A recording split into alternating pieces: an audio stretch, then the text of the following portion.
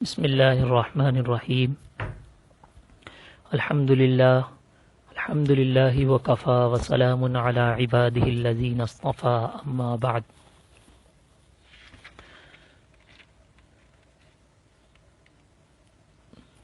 اعوذ باللہ من الشیطان الرجیم بسم اللہ الرحمن الرحیم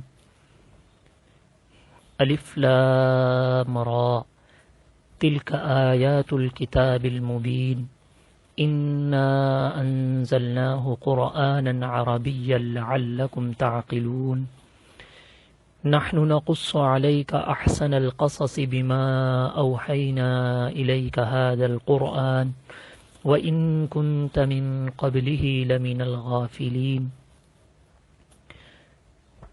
صدق اللہ العظیم۔ معزز سامعین اکرام، سورہ یوسف قرآن کریم کی وہ سورت ہے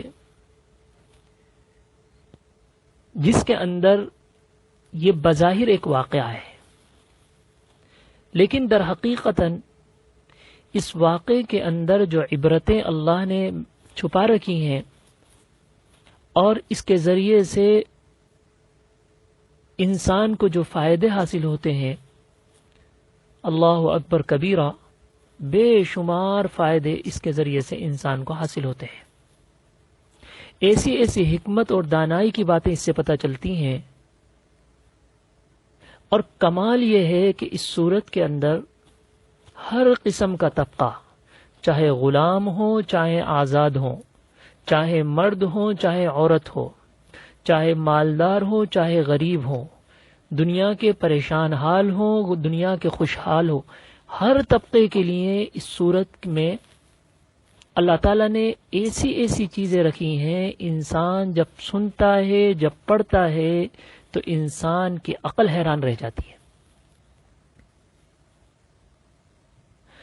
اور سب سے بڑی چیز، موجودہ حالات جو ہمارے اور آپ کے درمیان چل رہے ہیں، ان حالات کے اندر ان حالات کا جو مقابلہ ہے، ان حالات کا انسان کو مقابلہ کس طریقے سے کرنا چاہیے، یہ حالات جو آتے ہیں یہ حالات کس وجہ سے آتے ہیں، اور یہ حالات دائمی نہیں ہوتے، ان کا بہت حد تک جواب اللہ تعالیٰ نے قرآن کریم میں دے رکھا ہے، اور اس صورت کے اندر انشاءاللہ ان موجودہ حالات میں ہمارے لیے ایک امید کی کرن بنے گی انشاءاللہ۔ جب یہ قرآن کریم کی صورت کو ہم پڑھیں گے، اس قرآن کریم کی صورت کو ہم باریکی سے اس کا جب جائزہ لیں گے۔ قرآن کریم اللہ تعالیٰ نے انسان کو دیا اسی لیے ہے کہ قرآن کریم کے اندر انسان تدبر کرے، غور و فکر کرے، لیکن انسان قرآن کریم پر جس طرح انسان کو تدبر کرنا چاہیے، انسان نے قرآن کریم پر تدبر چھوڑ دیا ہے۔ بظاہر انسان کو لگتا ہے قرآن کریم کہیں کوئی واقعہ ذکر کرتا ہے تو قرآن کریم وہ واقعہ صرف اس لیے نہیں سناتا، بلکہ اس کے اندر عبرتیں بہت ساری چھپی ہوئی ہوتی ہیں، اس کے اندر بہت سی ایسی چیزیں ہوتی ہیں کہ انسان کو ضروری نہیں ہے کہ وہ صرف گزشتہ قوموں کا ایک واقعہ ہے، نہیں، بلکہ موجودہ حالات کے اندر بھی انسان کو بہت بڑا سبق ان واقعات سے ملتا ہے۔ لیکن ہمارا سب سے بڑا آج المیہ یہ ہے کہ آج ہم نے قرآن کریم پر غور و فکر چھوڑ دیا۔ قرآن کریم کی سورت سورہ یوسف ہے۔ یوسف اللہ تعالیٰ کے پاکیزہ ہستی انبیاء علیہم الصلوات والتسلیم کی جماعت میں سے ایک برگزیدہ، ایک بڑے نبیوں میں سے ایک نبی ہیں، اور اللہ تعالیٰ نے حضرت یوسف علیہ الصلاۃ والسلام کو جو مقام اور مرتبہ دیا ہے، بعض اعتبار سے حضرت یوسف علیہ الصلاۃ والسلام کی جو خصوصیات ہیں وہ کسی اور کے اندر نہیں ہے۔ اللہ تعالیٰ نے حضرت یوسف علیہ الصلاۃ والسلام کو جو نسب دیا، جو سلسلہ دیا، وہ ایسا ہے کہ ایسا نسب، ایسا سلسلہ ہم دیکھتے ہیں کسی اور نبی کا ہمیں نظر نہیں آتا۔ حضرت یوسف علیہ الصلاۃ والسلام، اللہ تعالیٰ نے آپ کے والد کو بھی نبی بنایا، آپ کے دادا کو بھی نبی بنایا، اور آپ کے پردادا کو بھی نبی بنایا. اسی لیے اللہ کے نبی صلی اللہ علیہ وسلم آپ کا سلسلہ نسب جب بیان فرماتے آپ صلی اللہ علیہ وسلم نے فرمایا کریم ابن کریم، کریم ابن کریم، یعنی آپ کے والد حضرت یعقوب، آپ کے دادا حضرت اسحاق اور آپ کے پردادا حضرت ابراہیم. حضرت ابراہیم کے بیٹے حضرت یعقوب، حضرت یعقوب کے بیٹے حضرت اسحاق، حضرت اسحاق کے بیٹے حضرت یوسف علی نبینا وعلیہم الصلوات والتسلیم. یہ تمام کے تمام ان تمام کو اللہ نے نبوت سے سرفراز فرمایا. تو ایسا سلسلہ نسب کسی اور کا نہیں ہے. اللہ تعالیٰ نے یہی حضرت یوسف علیہ الصلوۃ والسلام کو ایک خصوصیت عطا کری ہے. اس سورت کی فضیلت بھی احادیث کے اندر آئی ہیں. اس سورت کی فضیلت میں ایک فضیلت میں آپ کو سناتا ہوں. آپ صلی اللہ علیہ وسلم نے ارشاد فرمایا جو شخص سورہ یوسف کو پڑھے، اس پر عمل کرے، اللہ اس کی موت کی سختیاں آسان کر دیتا ہے. اور ایک حدیث ہے جس میں فرمایا کہ اللہ تعالیٰ تمام بلائیں اور مصیبتیں دور کر دیتا ہے. حضرت یوسف علیہ الصلاۃ والسلام کے ساتھ جو آزمائش اور امتحان کا وقت جو گزرا ہے وہ بڑا سخت آزمائش کا وقت گزرا ہے. حضرت یوسف علیہ الصلاۃ والسلام کا جو آزمائش کا وقت ہے، ایسا آزمائش کا دور گزرا ہے کہ انسان کو جو تکلیف والے ہیں، جن کو دنیا میں مصیبتیں ہیں، پریشانی کا سامنا ہے، دنیا کے اندر ان کو سخت آزمائش کا سامنا ہے، وہ ان کو حضرت یوسف علیہ الصلاۃ والسلام کے اس واقعے سے بڑی عبرت ملتی ہے اور بڑی راحت ان کو ملتی ہے کہ حضرت یوسف علیہ السلام کے سامنے جو حالت آئی، جو مصیبتیں، جو آزمائش آئیں، آپ آئندہ آیات میں ان کو سنیں گے. ان سے آپ کو پتہ یہ چلے گا کہ حضرت یوسف علیہ الصلاۃ والسلام کی جو آزمائشیں تھیں کتنی سخت آزمائشیں تھیں، لیکن ان مع العسر یسرا، ہر تنگی کے بعد اللہ نے آسانی رکھی ہے. اور ایک وقت آیا حضرت یوسف علیہ الصلاۃ والسلام نے ان تکلیفوں، ان آزمائشوں پہ صبر کرا. اللہ نے ان تکلیفوں، ان آزمائشوں سے حضرت یوسف علیہ الصلاۃ والسلام کو آسانی سے باہر نکالا.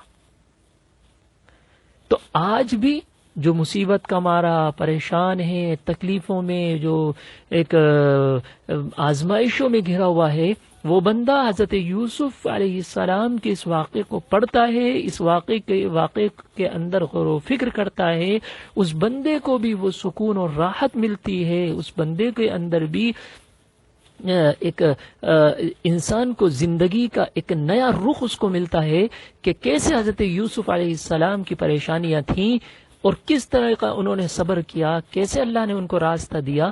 آج ہم بھی اگر ایسے ہی کریں گے، آج میں بھی اگر صبر ان مصیبتوں پہ کروں گا، اللہ میرے لیے بھی ان تکلیفوں سے نکلنا آسان کر دے گا.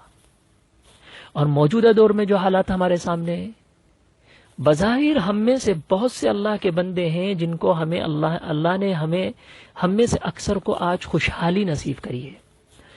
اللہ نے تنگ دستی سے ہماری حفاظت کی ہے، ورنہ آج جو دنیا میں تنگ دست جو لوگ ہیں، محنت مزدوری کرنے والے جو لوگ ہیں، جو آج جو ان حالات سے زندگی اور موت کی جنگ لڑ رہے ہیں، ان لوگوں کی اللہ تعالی ہماری سب کی حفاظت فرمائے اور اپنے ایسے بندوں کی اللہ خصوصی مدد اور نصرت فرمائے جو روز محنت مزدوری کرتے تھے، کماتے تھے، آج وہ جس پریشان حالی کے اندر زندگی گزار رہے ہیں، ان کے لیے بھی اس صورت کے اندر بڑی عبرت ہے. تو اسی لیے جو ہے موجودہ حالات کو دیکھتے ہوئے اس صورت کا انتخاب کیا ہے، اور انشاءاللہ وہ مقامات آئیں گے، وہاں آپ کے سامنے انشاءاللہ تفصیل آئے گی انشاءاللہ. سورہ یوسف کو ہم شروع کرتے ہیں. یہ سورت کے تعلق سے سب سے پہلی چیز جو جاننا ضروری ہے، سورہ یوسف کا شان نزول. شان نزول کہا جاتا ہے کہ کس وجہ سے سورت نازل ہوئی تھی، اس کا سبب کیا ہے، نازل ہونے کا. اللہ تعالیٰ اپنے نبی جناب رسول اللہ صلی اللہ علیہ وسلم کا مکی دور چل رہا تھا. اللہ کے نبی صلی اللہ علیہ وسلم مکی دور کے اندر مشرکین مکہ سے ان کی تکلیفوں، ان کی اذیتوں، ان پر صبر کر رہے تھے، حالات سے دوچار تھے. ایسے ہی موقع پر کچھ لوگ مشرکین مکہ میں سے یہود سے جا ملے اور انہوں نے اللہ کے نبی جناب رسول اللہ صلی اللہ علیہ وسلم کے متعلق کچھ سوال کیا. یہودیوں نے یہ کہا کہ اگر محمد اللہ کے سچے رسول ہیں تو محمد سے جا کر چند سوالات کریں. اگر محمد صلی اللہ علیہ وسلم ان سوالات کا جواب دے دیتے ہیں تو سمجھ لینا کہ محمد صلی اللہ علیہ وسلم اللہ کے سچے رسول ہیں. وہ سوالات کئی ایک تھے، ان میں سے جو آج جو سوال جو مجھے آپ کو کرنا ہے وہ یہ ہے، وہ جو سورہ یوسف سے متعلق ہے، وہ بات میں آپ کے سامنے رکھنا چاہتا ہوں. انہوں نے آ کر سوال کیا، تم جاؤ، یہودیوں نے کہا مشرکین سے کہ تم جاؤ اور جا کر محمد صلی اللہ علیہ وسلم سے یہ سوال کرو کہ بنو اسرائیل جو فلسطین کے باشندے تھے مصر جا کر کیوں آباد ہوئے. ان لوگوں کا خیال یہ تھا کہ بنی اسرائیل کی جو تاریخ ہے وہ ہمیں معلوم ہے اور بنی اسرائیل کی تاریخ ہمارے علاوہ کسی اور کو اس طرح تفصیل سے نہیں معلوم. ہو سکتا ہے چھوٹی موٹی ایک آدھ بات کسی کو پتا ہو لیکن تفصیل کسی کو نہیں معلوم. اس لیے آپ سے سوال کیا گیا، اگر آپ سوال کا جواب نہیں دیں گے تو سمجھ لیا جائے گا کہ نعوذ باللہ آپ سچے نبی نہیں ہیں، اور اگر آپ سوال کا جواب دے دیں گے تو سمجھ لینا کہ یہ خود محمد صلی اللہ علیہ وسلم نے کہیں سے نہیں سیکھا. کیوں؟ محمد صلی اللہ علیہ وسلم کا جو ماحول تھا، محمد صلی اللہ علیہ وسلم جس ماحول میں تھے، جس جگہ رہتے تھے، وہاں کوئی اس کا جواب جاننے والا نہیں ہے. اور یہ یقینی بات ہے کہ محمد صلی اللہ علیہ وسلم نے محمد صلی اللہ علیہ وسلم کو کسی اس ہستی نے بتایا ہے جو پورے واقعے سے باخبر ہے، اور وہ اللہ رب العزت ہے. سمجھ لینا پھر محمد صلی اللہ علیہ وسلم اللہ کے سچے رسول ہیں. چنانچہ مشرکین مکہ آئے. آنے کے بعد انہوں نے اللہ کے نبی صلی اللہ علیہ وسلم سے سوال کیا. اللہ کے نبی صلی اللہ علیہ وسلم کو سوال کیا. اللہ تعالیٰ نے اس موقع پر یہ سورت کو نازل کی اور یہ بتا دیا کہ بنو اسرائیل جو رہنے والے فلسطین میں تھے، جن کا وطن فلسطین میں تھا اور یہ مصر کیسے آباد ہوئے، اس کی پوری تفصیل میں اللہ نے یہ سورت کو اتارا. بنو اسرائیل کہ جد امجد حضرت یعقوب علیہ الصلاۃ والسلام تھے.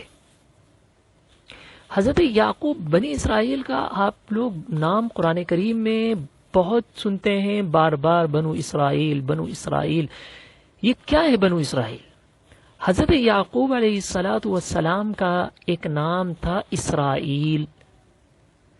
ایک تو یعقوب تھا، دوسرا ان کا نام تھا اسرائیل. حضرت یعقوب علیہ الصلاۃ والسلام کے 12 صاحبزادے تھے.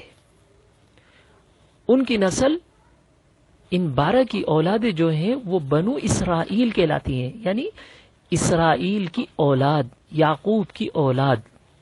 تو حضرت یعقوب کا ایک نام اسرائیل تھا، ان کی 12 اولادیں تھیں. ان کی جو نسلیں دنیا میں چلیں یہی بنو اسرائیل ہیں. اس صورت میں بتایا گیا ہے کہ حضرت یعقوب علیہ السلام اپنے صاحبزادوں کے ساتھ فلسطین میں مقیم تھے، جن میں حضرت یوسف علیہ السلام ان کے بھائی بھی شامل تھے. اور ان دونوں کے سوتیلے بھائیوں نے حضرت یوسف علیہ الصلاۃ والسلام کے ساتھ کیسی کیسی سازشیں کری، کیا کیا ان کے ساتھ معاملات ہوئے، پوری تفصیل اس صورت کے اندر اللہ تعالیٰ نے ذکر کری ہے. دوسری چیز یہ ہے کہ قرآن کریم کے اندر جو واقعات اللہ تعالیٰ ذکر کرتا ہے، قرآن کریم کا ایک مزاج ہے، قرآن کریم کو پورا واقعہ سنانا مقصود نہیں ہوتا. واقعے کے اندر جو چیز بتانا مقصود ہوتی ہے قرآن کریم صرف اس کا تذکرہ کرتا ہے.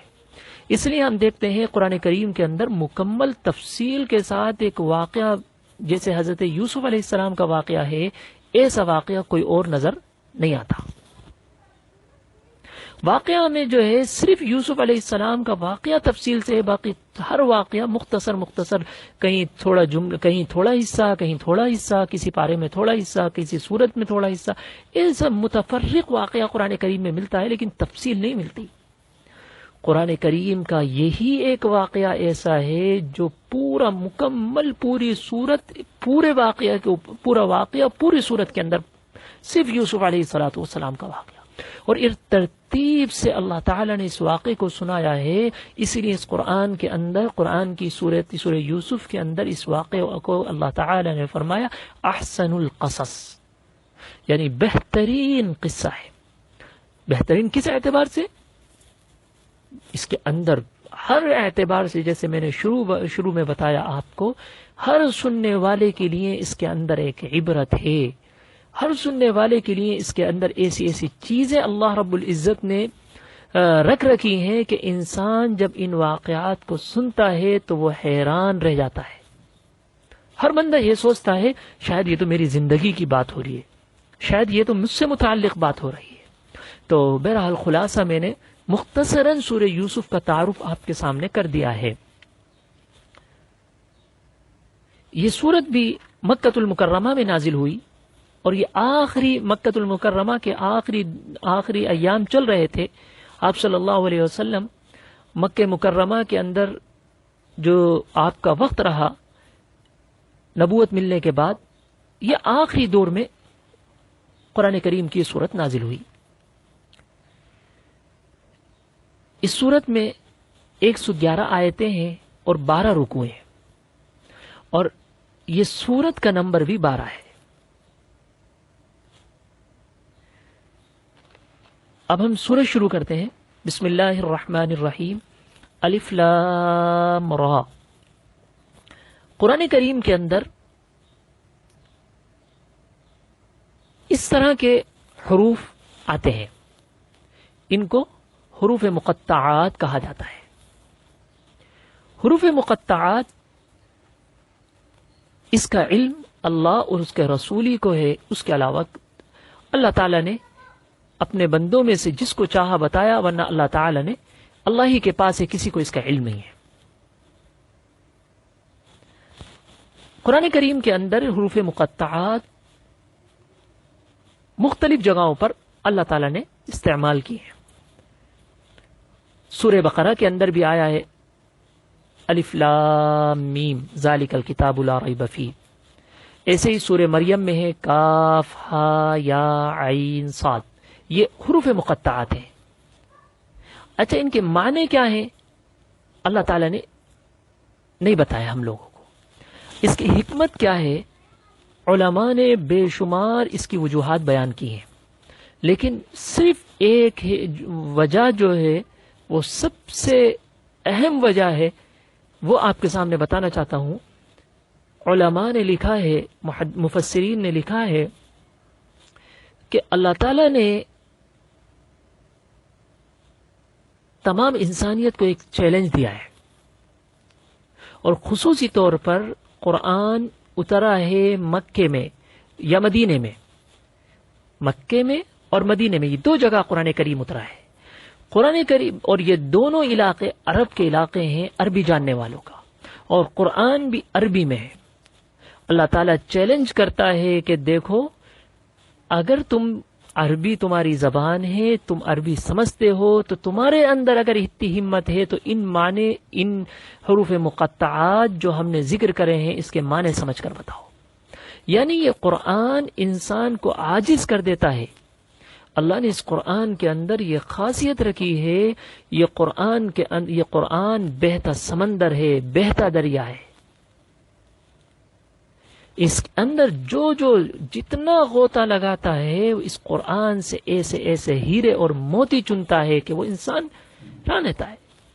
اور دنیا کے اندر بہت سے لوگوں نے، مشرکین مکہ میں بہت سے لوگوں نے یہ کوشش کری کہ قرآن اس جیسا تو ہم بھی بنا سکتے ہیں. اللہ فرماتا ہے تم اس جیسا بنانا تو بہت دور کی بات ہے، تم اس کو سمجھ کر بتا دو اس کا مطلب کیا ہے. تو یہ ایک عاجز کر دینے والا اللہ کا چیلنج تھا. بہرحال اس کا علم اللہ ہی کے پاس ہے، اور جتنا اللہ نے ہمیں بتا دیا اپنے نبی کے ذریعے بس ہم اتنا ہی جانتے ہیں. باقی ہم اقرار کرتے ہیں اے اللہ ہمارا علم ناقص ہے، ہماری عقل ناقص ہے. اے اللہ آپ کا علم بھی کامل ہے، آپ ہر چیز کو جاننے والے ہیں. آپ اپنے بندوں کو جو چاہیں بتائیں، اور جو چیز چھپا لیں تو کسی کی مجال نہیں ہے کوئی اس کو جان لے. تو اللہ نے اس کا علم ہم سے چھپا رکھا ہے. تلک آیات الکتاب المبین، یہ اس کتاب کی آیتیں ہیں جو حق واضح کرنے والی ہیں، روشن کتاب کی آیتیں ہیں.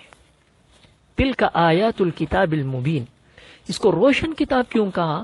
اور روشن کتاب اس کو اس لیے کہا اللہ تعالیٰ نے، اس لیے کہ جو لوگ ظلمتوں میں پڑے ہوئے ہیں، گمراہیت میں پڑے ہیں، یہ کتاب ان کو راہ راست دکھاتی ہے، ان کو حق اور صحیح راستہ ان کو دکھاتی ہے. انسان جب اندھیری رات میں کہیں پھنس جاتا ہے تو اس کو راستہ نظر نہیں آتا، تو وہ انتظار کرتا ہے دن کے اجالے، دن کی روشنی کا. اللہ فرماتے ہیں دنیا کے اندر ظلمتوں میں پڑے ہوئے جو لوگ ہیں، یہ کتاب ان کو روشنی دکھاتی ہے، ان کو راستہ بتاتی ہے. تو اللہ تعالیٰ فرماتے ہیں یہ اس کتاب کی آیتیں ہیں جو حق واضح کرنے والی ہے. انا انزلناہ قرآنا عربیا لعلکم تعقلون، ہم نے اس کو ایسا قرآن بنا کر اتارا ہے جو عربی زبان میں ہے تاکہ تم سمجھ سکو. اللہ تعالیٰ نے قرآن کریم جس وقت قرآن کریم اتر رہا تھا اس کی مخاطب جو قوم تھی وہ عرب قوم تھی. اللہ تعالیٰ فرماتے ہیں ہم نے یہ قرآن اس لیے عربی میں اتارا ہے لعلکم تعقلون، تاکہ تم سمجھ سکو اس کو. مفسرین نے لکھا ہے کہ تاکہ تم ایمان لے کے آ سکو. یعنی اللہ تعالیٰ چاہتا تو کسی اور زبان میں اس قرآن کو اتار دیتا، لیکن اللہ نے تمہاری ہی زبان میں اس لیے قرآن کو اتارا ہے تاکہ تو قرآن کو تم سمجھ سکو، تاکہ تم جس ظلمات میں گمراہی میں پڑے ہوئے ہو اس گمراہی سے نکل سکو اور تم صحیح راستے پر چل سکو. اللہ نے اس لیے اس قرآن کو عربی میں اتارا ہے. نحن نقص عليك احسن القصص بما اوحينا اليك هذا القرآن وَإِن كُنْتَ مِن قَبْلِهِ لَمِنَ الْغَافِلِينَ، اے پیغمبر ہم نے تم پر یہ قرآن جو وحی کے ذریعے بھیجا ہے اس کے ذریعے ہم تمہیں ایک بہترین واقعہ سناتے ہیں جبکہ تم اس سے پہلے اس واقعے سے بالکل بے خبر تھے. اللہ تعالیٰ ارشاد فرماتا ہے اس آیت میں نحن نقص علیک احسن القصص بما اوحینا الیک، یہ بما اوحینا کے کر یعنی وحی کے ذریعے سے ہم تمہیں بتا رہے ہیں. یہ بتا کر مشرکین مکہ کو یہ بتا دیا گیا کہ یہ محمد صلی اللہ علیہ وسلم جو بتا رہے ہیں اپنی طرف سے نہیں بتا رہے. اللہ تعالیٰ نے آپ کے بارے میں فرمایا وما ينطق عن الهوى ان هو الا وحی یوحى، محمد صلی اللہ علیہ وسلم اپنی مرضی سے کوئی کام نہیں کرتے بلکہ محمد صلی اللہ علیہ وسلم جو کچھ بات کرتے ہیں یہ اللہ کی طرف سے وحی کے ذریعے جو بتایا جاتا ہے محمد صلی اللہ علیہ وسلم وہی بات اپنی امت کو بتاتے ہیں. تو اس میں جواب ہے اس بات کا کہ محمد صلی اللہ علیہ وسلم تم نبی نہیں مان رہے، ان کو نبی مانو، اور محمد صلی اللہ علیہ وسلم اپنی طرف سے نہیں کچھ جانتے. اے مکے والو تم سب جانتے ہو محمد صلی اللہ علیہ وسلم کا والدین کا سایہ کس عمر میں ان کے سر سے اٹھ گیا تھا. عبد المطلب کے صحبت میں رہنے لگے، عبد المطلب کا سایہ بھی اٹھ گیا. ابو طالب کے پاس رہنے لگے، پھر جو ہے وہ وقت آ گیا، دنیا کی مشاغل میں لگ گئے، ان کے پاس نہ کوئی تعلیم انہوں نے کسی سے حاصل کری، نہ کوئی ان کا معلم ہے، نہ ان کو کسی نے کچھ سکھایا ہے۔ ان کا معلم اگر ہے تو وہ اللہ ہے، جو کچھ انہوں نے ان کو سکھایا ہے ان کے پروردگار نے سکھایا ہے۔ یہ تو ایک امی بندہ ہے، اور ایک امی بندہ ایک کسی کو دنیا میں کسی سے پڑھا ہوا نہ ہو، کسی سے کوئی چیز سیکھا ہوا نہ ہو، اور جس قوم اور جس معاشرے میں رہتا ہو وہ قوم اور معاشرے بھی بے پڑھا ہو، اور وہ قوم اور معاشرہ بھی جہالت کی دلدلوں میں پھنسا ہو، اور پھر اگر کوئی بندہ ایسی پتے کی بات کرے اور ایسی حکمت کی بات کرے اور ایسی تفصیلی گفتگو کرے، تو یقینی چیز ہے کہ محمد صلی اللہ علیہ وسلم یہ اللہ کے نبی ہیں، اور اللہ کا پیغام تمہیں سنا رہے ہیں، اپنی طرف سے کوئی بات نہیں کرے۔ تو یہ فرمایا بما اوحینا الیک ھذا القرآن، اور اللہ کے نبی صلی اللہ علیہ وسلم سے بھی بتا دیا گیا، اے محمد صلی اللہ علیہ وسلم وَإِن كُنْتَ مِن قَبْلِهِ لَمِنَ الْغَافِلِينَ، آپ اس واقعے سے پہلے اس سے بے خبر تھے، اللہ نے آپ کو باخبر کر دیا۔ گویا کہ یہ آیت کے ذریعے سے پتہ یہ چلتا ہے کہ یہ نبوت کی علامتوں میں سے ایک علامت ہے، نبوت کی دلیلوں میں سے ایک دلیل ہے کہ حضرت محمد جناب رسول اللہ صلی اللہ علیہ وسلم اللہ کے رسول ہیں۔ اور چونکہ یہودیوں نے بھی یہی بات کہی تھی، اگر وہ محمد صلی اللہ علیہ وسلم اللہ کے سچے رسول ہوں گے تو تمہیں بتا دیں گے، اس لیے۔ اور پھر قرآن کریم میں جو واقعہ اللہ نے ذکر کرا ہے، مفسرین نے لکھا ہے کہ اتنی تفصیل میں نہ یہودیوں کی کتاب میں ہے نہ عیسائیوں کی کتاب میں ہے جتنی تفصیل سے اللہ نے اس واقعے کو قرآن میں ذکر کیا۔ یہود اور نصارہ جب اس واقعے کو پڑھتے ہیں حیران رہ جاتے ہیں کہ ان کی کتابوں میں اتنی تفصیل نہیں ہے، وہ تو ان نبیوں کی امتوں میں سے ہیں، ان کے پاس اتنا علم نہیں تھا جتنا علم اللہ نے ان کو اس قرآن کے ذریعے سے دے دیا۔ تو گویا کہ مشرکین مکہ ہوں، یہودی ہوں، چاہے نصارہ ہوں، ان سب کو بتا دیا گیا ہے کہ محمد صلی اللہ علیہ وسلم اللہ کے رسول ہیں۔ اس لیے اللہ نے قرآن کریم میں ایک جگہ ارشاد فرمایا یہ یہودیوں کے بارے میں کہ یہ لوگ اللہ کے نبی کو اتنا پہچانتے تھے جتنا اپنی اولادوں کو پہچانتے، اس سے زیادہ یہ اپنے اللہ کے نبی کو پہچانتے تھے کہ اللہ کے نبی اللہ کی طرف سے بھیجے ہوئے رسول ہیں، آخری نبی ہیں، یہ جانتے تھے۔ لیکن ایک اناد تھی جس کی وجہ سے اللہ کے نبی کا انکار کر بیٹھے۔ آگے اللہ تعالی ارشاد فرماتے ہیں اذ قال یوسف لأبیہ یا ابت انی رأیت 11 کوكبا والشمس والقمر رأیتهم لی ساجدین۔ یہ اس وقت کی بات ہے جب یوسف علیہ السلام نے اپنے والد حضرت یعقوب علیہ السلام سے کہا ابا جان میں نے خواب میں 11 ستاروں اور سورج اور چاند کو دیکھا، میں نے دیکھا ہے کہ یہ سب مجھے سجدہ کر رہے ہیں۔ حضرت یوسف علیہ السلام ابھی چھوٹے سے ہیں،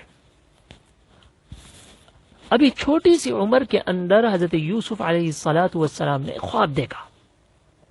اور خواب کیا دیکھا ہے؟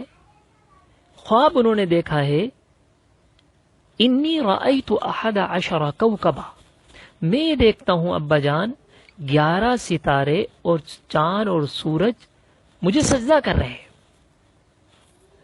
حضرت یعقوب علیہ السلام نے جب یہ خواب سنا تو چونکہ وہ تو اللہ کے نبی تھے، اللہ تعالیٰ انبیاء علیہ السلام کو اس دور میں سب سے زیادہ اگر کسی کے پاس علم ہوتا ہے تو نبی کے پاس ہوتا ہے۔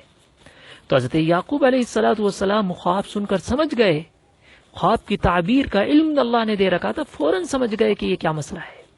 وہ سمجھ گئے کہ یہ بچے نے جو خواب دیکھا ہے یہ خواب معمولی نہیں ہے، بلکہ اللہ اس میرے بچے کو ایک خاص اپنا مقام یعنی نبوت سے سرفراز اللہ تعالیٰ فرمائے گا۔ اور اللہ کے نبی صلی اللہ حضرت یعقوب علیہ السلام اس پورے واقعے کو سمجھ گئے کہ اب یہ میرا بندہ اللہ کا خاص الخاص بننے والا ہے۔ اسی لیے حضرت یعقوب علیہ السلام نے اپنے بیٹے سے فرمایا یا بنی لا تقصص رؤیاک علی اخوتک فیکیدوا لک کیدا، اے میرے بیٹے اپنا یہ خواب اپنے بھائیوں سے نہ بتانا،